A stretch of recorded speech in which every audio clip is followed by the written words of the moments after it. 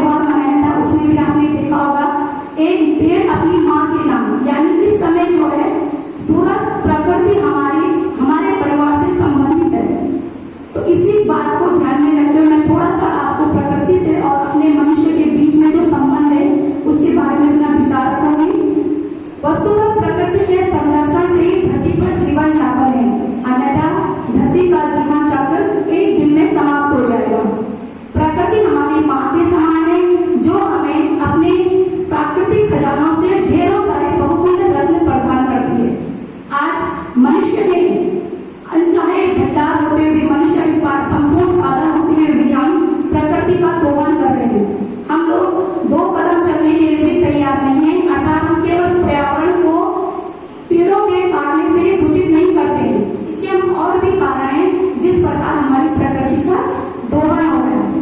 हम सब भैया बहन जानते हैं या छोटे से हम लोग सभी जानते हैं कि प्रकृति में सबसे महत्वपूर्ण खजाने हमारे पेड़ पौधे। अगर पेड़ पौधे नहीं होंगे तो हमारे चारों ओर का वातावरण किस तरीके का हो जाएगा, हमारा जीवन कैसे होगा, ये सब हम जानते हैं। आजकल सभी अपने नींद के माध्यम से, फिल्म के माध्यम से, नाटक के माध्यम से सब जगह एक ही जो चलता है नारा, वो हमारी प्रकृति बचाओ। हम लोग जानते हैं कि अगर हम एक पेड़ काट रहे हैं तो समझो हमारे आसपास के हजारों पेड़ कट रहे हैं। क्या हम इस प्रकृति को बचा सकते हैं? ऐसा हमारे मन में क्या विचार आता है, हमें उस पर विचार करना चाहिए। अभी हरेला त्योहार मनाया गया, हमारे बीच आचार्यों ने एक बात रखी, बताना चाहे जिनकी बात है कि हम पेड़ तो लगाते हैं, लेकिन क्या हम उसकी रक्षा जिंदगी भर करते हैं? जिंदगी भर तो छोड़, हम 1 महीने उस पेड़ को देखते हैं नहीं। इसीलिए हमारी जो गवर्नमेंट है, जो प्रकृति से देखती, जो सरकार, ने भी हमारे परिवार से ही इस कार्यक्रम को जोड़ा है। अपनी माँ की हम रक्षा करते हैं, माँ हमारी रक्षा करती है, तो हम भी सोचते हैं कि हमें अपनी माँ का जो कर्तव्य माँ ने हमारे लिए निभाया है, अब हमारा फर्ज बनता है कि हम माँ की भी देखभाल करें। तो क्या हम एक पेड़ लगाते हैं, उसकी हम रक्षा कर सकते हैं? ऐसा संकल्प हमें अपने मन में लेना है। दूसरा है आपका जन्मदिन। हम अपना जन्मदिन मनाते हैं, तो हम क्यों ना ये संकल्प लें कि हम जब किसी बर्थडे में जाते हैं, जन्मदिन मनाने, तो पहले सोचते हैं किसे क्या उपहार दिया जाए।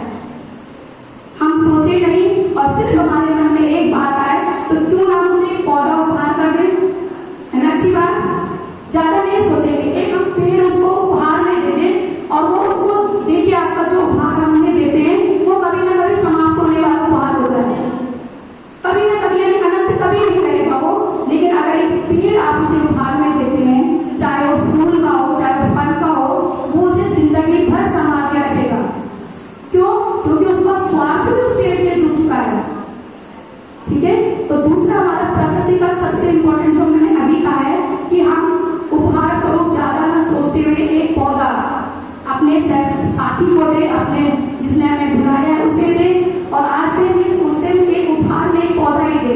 दूसरी बात है प्रकृति से संबंधित है ऊर्जा संरक्षण। ऊर्जा संरक्षण में हम सब की आदत होती है कि हम लोग जहाँ पर बैठे हैं वो हमारा घर ना होते हुए हम वहाँ के पंखे, बिजली सब खुला छोड़ देते हैं। क्या हम अपने घर में ऐसा करते हैं? अभी हॉल से जाते हुए कुछ भैया बहन ऐसे होंगे जिनकी नजर स्विच पे पड़ेगी, बाकी सब चले जाएंगे।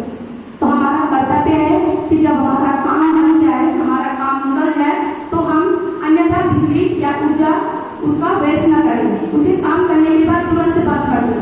प्लास्टिक, ये हर समय हमारे साथ चलता है कार्यक्रम, प्लास्टिक उन्मूलन, यानी हमें प्लास्टिक के बैग की जगह हाथ से बैगों, हाथ से बनाए हुए थैले, बैग या कागज के बैग का उपयोग करना चाहिए। जब हम स्वयं इसका उपयोग नहीं करेंगे तो बाजार में क्यों ये बिकेंगे? हमें अपने घर में समझाना चाहिए और अपने आप पहले इस चीज का उपयोग करना चाहिए। कूड़ा कचरा सबसे मेन बात भी है। केवल मैंने कहा ना, पेड़ों के कटाव से ही ये सब नहीं होता है, प्राकृतिक का दोहन। हम अपने अनजाने में भी सब कुछ उल्टा करते हैं। तो कूड़ा कचरा हम अपनी क्लास, अपने घर, यहाँ से शुरुआत करेंगे और गंदगी चारों तरफ न भिनते हुए कहीं एक जगह में उसे इकट्ठा करेंगे। ठीक है। तो यही हमारी प्रकृति से जो आज संरक्षण दिवस है, इसमें केवल पेड़ पौधे नहीं आएंगे, हम अपने प्रकृति को अपने चारों तरफ किस प्रकार सुरक्षित रख सकते हैं, इसका हम संकल्प